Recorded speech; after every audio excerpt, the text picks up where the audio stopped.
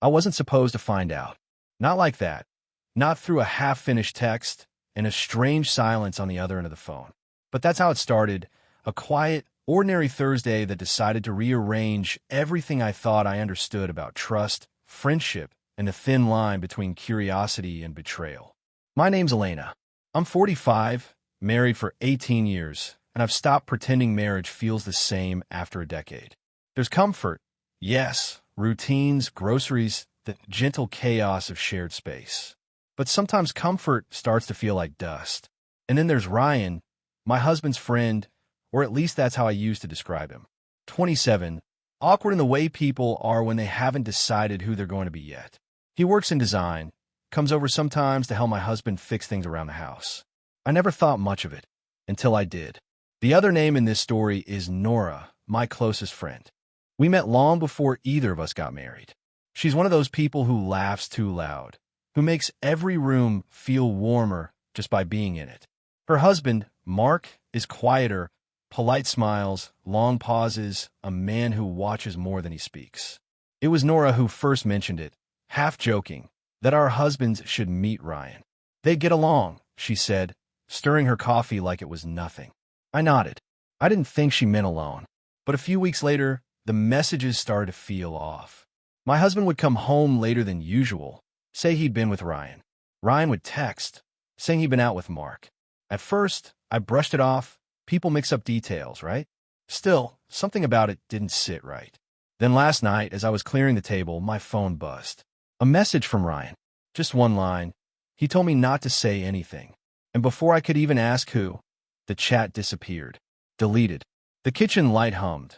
The air suddenly too still.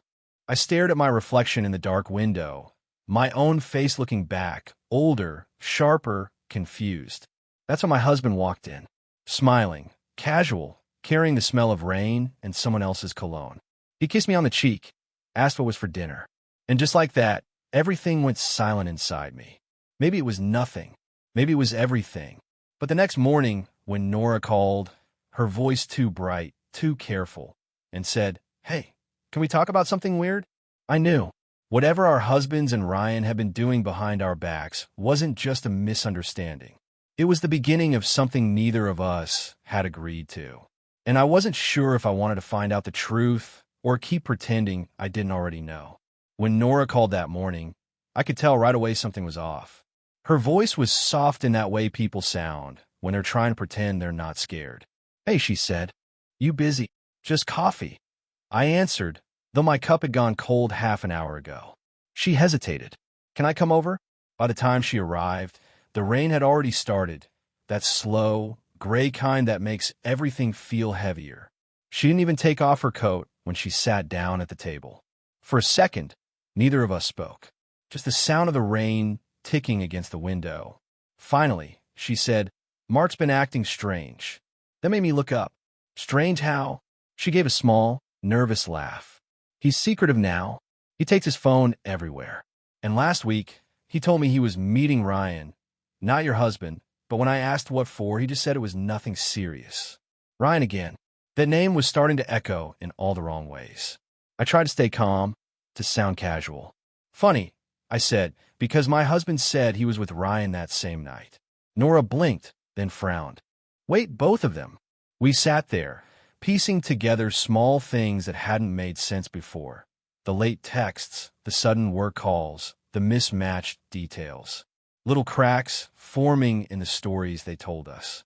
It didn't add up, and the more we tried to make it make sense, the less it did. Our friendship had always been built on small truths, shared recipes, bad advice, too much coffee. But that morning, it felt like we were holding something fragile, like glass that might shatter if we looked too closely. Outside, the rain thickened. Nora leaned forward, lowering her voice. "What if they're hiding something from us?" I wanted to say no. I wanted to believe the version of life where people tell the truth. But that text, he told me not to say anything, kept replaying in my head like a loop I couldn't turn off. Still, I smiled at her. "Let's not jump to conclusions," I said. But even as I said it, I knew we already had. Later, after she left, I walked through the house, tracing the ordinary things that suddenly didn't feel ordinary anymore. His jacket on the chair, the half-read book on the nightstand, the quiet hum of the fridge. Everything looked the same, but I didn't trust any of it. And when I checked my phone again, that empty chat with Ryan's still gone. I realized what scared me most wasn't the idea that my husband might be lying. It was the thought that Ryan might not be lying anymore. The following week stretched like a question that no one wanted to answer.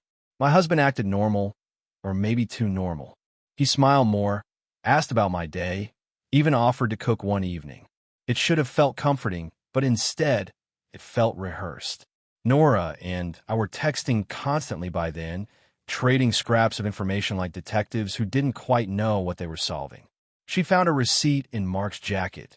Dinner for two, not at any place they'd ever been together. I tried to laugh it off, but when she sent me the date, my chest tightened. That was the same night my husband said he was working late with Ryan. Coincidence, maybe. But the air between what was said and what wasn't had started to hum with something neither of us could ignore. A few days later, I ran into Ryan unexpectedly, outside a cafe downtown. He looked startled to see me, hands shoved deep into his pockets, his usual easy smile nowhere in sight. "Elena," he said, voice lower than usual. "Didn't expect to see you here." "Yeah," I answered. "Me neither." For a moment, it felt like time folded in on itself. Just the sound of passing cars, the faint smell of rain still hanging in the air. I wanted to ask. I wanted to say, "What did you mean by that text? Who told you not to say anything?" But instead, I just said, "You've been busy, huh?" He looked away, nodded once. "Yeah, things got complicated." His hands tightened in his pockets, and I noticed the faint tremor in his jaw, like he was holding back words he couldn't trust himself to speak. Before I could say anything else, he muttered, "I should go," and walked off, disappearing into the crowd before I could stop him. That night, I told Nora.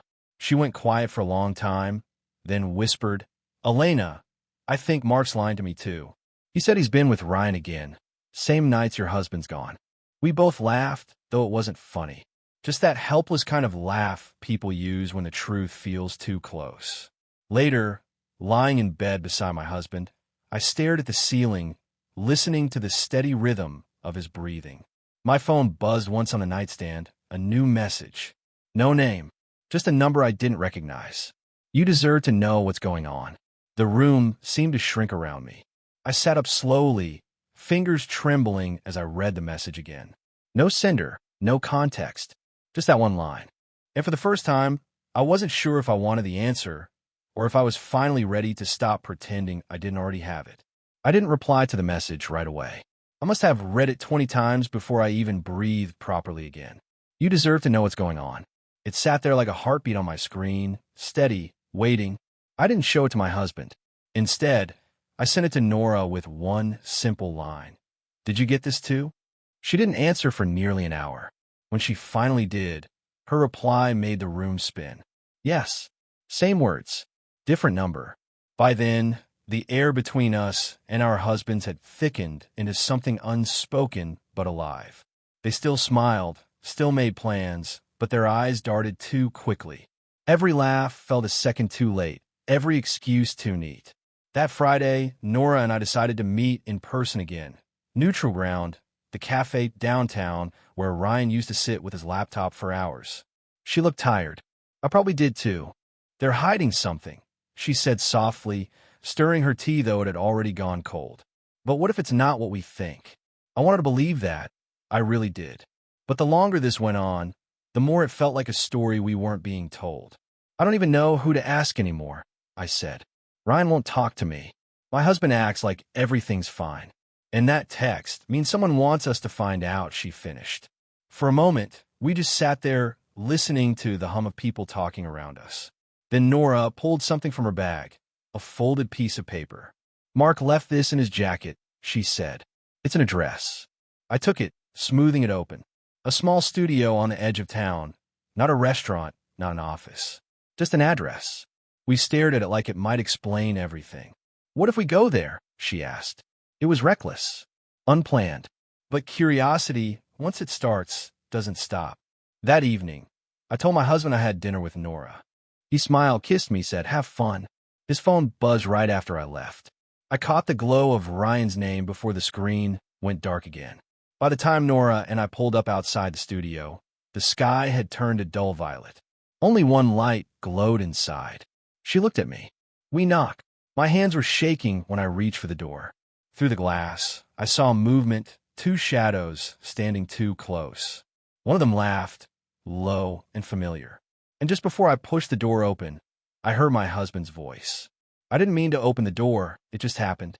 My hand moved before my mind could catch up. The studio was dim, warm lights spilling across sketches, papers, and a half-finished model of something that looked like a small exhibition display. My husband turned first, his face draining of color. Next to him stood Ryan. For a moment, no one spoke.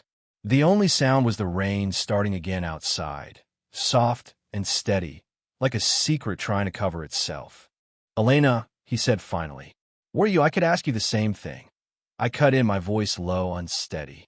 What is this? Why are you two meeting here? Ryan looked down, rubbing the back of his neck. My husband took a breath, too long, too careful, and said, it's not what you think. Nora stepped in behind me, her eyes scanning the room. Then please, she said quietly, tell us what it is. They exchanged a look, quick, loaded. My stomach twisted. Finally, Ryan spoke. We were trying to surprise you. It was almost laughable how unbelievable that sounded. But there was something in his voice, guilt, maybe, or exhaustion, that stopped me from dismissing it completely. My husband sighed, rubbing his temple. Ryan's been helping me design something for you. For both of you, actually. An anniversary surprise. A joint project. He pointed toward the display on the table. At first, I didn't understand. Then I saw the small details, the photos, the sketches. It was a concept for a community art event, something Nora and I had once talked about starting years ago. It didn't make sense. You went behind our backs for this. Nora said, you couldn't just tell us? It was supposed to be a good thing, my husband said. You've both been distant. We thought maybe I cut in. Since when do you and Ryan keep secrets together? That landed heavier than I expected. Ryan shifted, his jaw tightening. I didn't mean for it to look like this, he said. It got complicated when Mark found out. Mark, Nora whispered. Ryan nodded. He was supposed to help too. But then, he didn't want you knowing he'd been talking to your husband. He thought you'd think something was wrong. The air seemed to collapse in on itself. So that's why the stories didn't line up. They'd been tangled in a mess of crossed intentions and half-kept secrets. But even as they tried to explain, something still didn't feel right. I looked closer at the sketches. One corner of the board was covered, a paper pinned hastily over another drawing. I pulled it back before anyone could stop me. Underneath was a list of names, investors, partners, and one name circled twice, Nora's husband, Mark. I looked up slowly. Then tell me, I said, if this is just a project, why does it look like Mark's the one running it? No one answered. In the silence that followed, I realized this wasn't about friendship anymore. It was about something bigger, something none of them wanted me to see. The room went completely still. My husband stared at the paper I'd just uncovered as if he didn't recognize it. Ryan looked pale, like he wanted to disappear. Why is Mark's name here? I asked again, louder this time. Nora stepped closer, her face tightening. You told us this was our idea, our project. Why is my husband the one in charge? Ryan finally spoke, voice rough. Because he funded it. He wanted to surprise you both, but he didn't tell anyone how far he'd gone. We thought we could fix it before it got messy. Messy? Nora's laugh was short, sharp. You think lying to us for weeks isn't messy?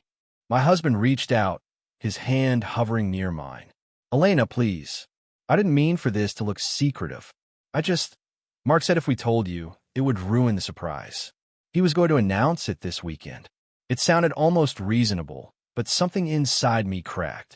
You had every chance to tell me, I said quietly. Every single night you came home, you looked me in the eye and said nothing. His face fell. The kind of silence that follows truth filled the room. Heavy, final. Nora took the paper from my hand, scanning it again. Then where is he? She asked suddenly. If Mark started all this, why isn't he here? Ryan hesitated. He was supposed to meet us tonight. That landed like a stone in my chest. We all turned toward the door at once, expecting it to open, for Mark to walk in and fix the whole thing with one simple explanation. But it never happened. Instead, my phone buzzed again. One new message. Same unknown number. Don't trust what they tell you. He's not who you think. My hand went cold. I turned the screen toward the others. Who sent this? Ryan's eyes widened. You got another one? You knew about this? He swallowed. I thought it was Mark. He sent me the same message last week. The room pulsed with confusion, fear, realization. My husband stepped back, as if a line had been drawn between all of us. Nora's voice trembled. Then where is he? No one had an answer. Outside, thunder cracked across the sky, shaking the windows. And for the first time, I realized whatever we thought we were uncovering wasn't finished. Maybe it hadn't even started. We waited for Mark to show up that night, but he never did. The rain didn't stop until morning, and by then, something between the four of us had broken beyond repair. The next day, Nora called him again and again. No answer. Finally, she drove to his office. It was closed. The only thing waiting for her, there was a sealed envelope with her name written on it. Inside was a letter, short, almost too careful in its wording. Mark wrote that he'd taken a step back from the project because it had grown more complicated than he ever intended. He'd gone out of town to clear his head, he said. No return date. No explanation. Nora read it twice, then handed it to me without a word. By then, the so-called project was already unraveling. Without Mark, there was no funding. My husband and Ryan admitted they tried to keep it alive because they thought it might bring some light back into our lives. There's ours all tangled together. But good intentions built on half-truths rarely survive. For a while, none of us spoke. Nora stopped coming by. My husband and I moved around each other like quiet ghosts, polite but distant. Ryan sent one last message. I'm sorry for all of it, before deleting his account. It should have ended there. Maybe it did in some ways. But the strange thing about secrets is that once they've been spoken aloud, they don't vanish, they echo. Weeks later, Nora and I met again at that same cafe. She looked tired but softer somehow. He's not coming back, she said, staring out the window. I think I already knew that. I nodded. Some people leave long before they actually go. We sat there in silence for a while, just two women who had trusted too easily, loved too deeply, and found themselves standing in the ruins of good intentions. When we finally stood to leave, she smiled faintly. At least we know now, she said. Outside, the city looked different, quieter but not colder. I walked home under a sky still heavy with gray, thinking about how easily people hide behind kindness, how secrets grow not out of cruelty but fear. That night, I made dinner for two. My husband joined me. We ate quietly, no lies, no pretending, just the small sound of forks on plates, the quiet rhythm of starting over. And for the first time in a long time, the silence between us didn't feel empty. It felt honest.